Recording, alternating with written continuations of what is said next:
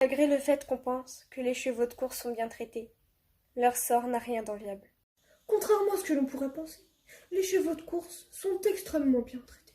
Les poulains sont sevrés dès l'âge de 6 mois, privés du lait maternel. Le sevrage à 6 mois est normal, car dans la nature, dès l'âge de 6 mois, la maman des poulains les rejette.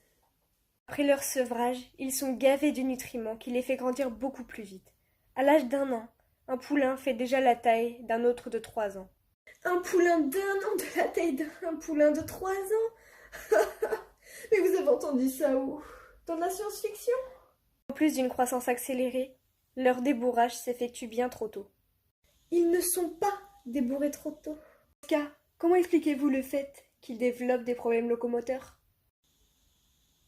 Savez-vous que leur chaîne tendineuse devient définitive dès l'âge de 7 ans seulement? C'est pas des percherons! Les poulains commencent leur entraînement dès l'âge de 2 ans, mais ils ne réussissent pas tous le passage dans les usines d'entraînement. Usine d'entraînement? C'est quoi au juste? Comme vous le dites, vous êtes jockey. Vous devriez savoir que les usines d'entraînement, ce sont des établissements où les chevaux de course sont intensivement entraînés. C'est faux, faux, archi faux. Environ 80% des poulains ne réussissent pas le passage d'entraînement et est envoyé au rebut. 80%? Mais on aurait déjà lâché l'affaire depuis longtemps. Les chevaux de course sont complètement déchus de leurs conditions d'individus et sont traités simplement comme des investissements financiers.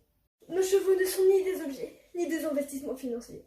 Ce sont nos enfants, notre fierté, la raison pour laquelle nous travaillons si dur et que nous leur consacrons toute notre vie. Les poulains sont ensuite placés dans des endroits qui les pénalisent physiquement.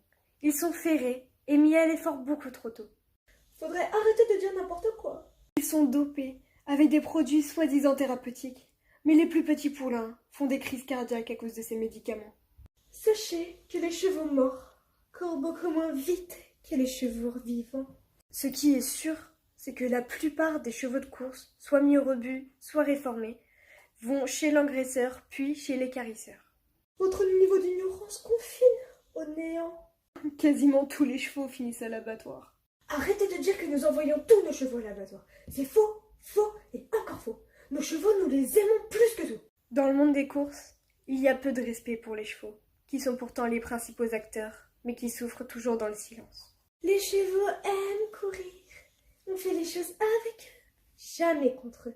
Réfléchissez avant de parier.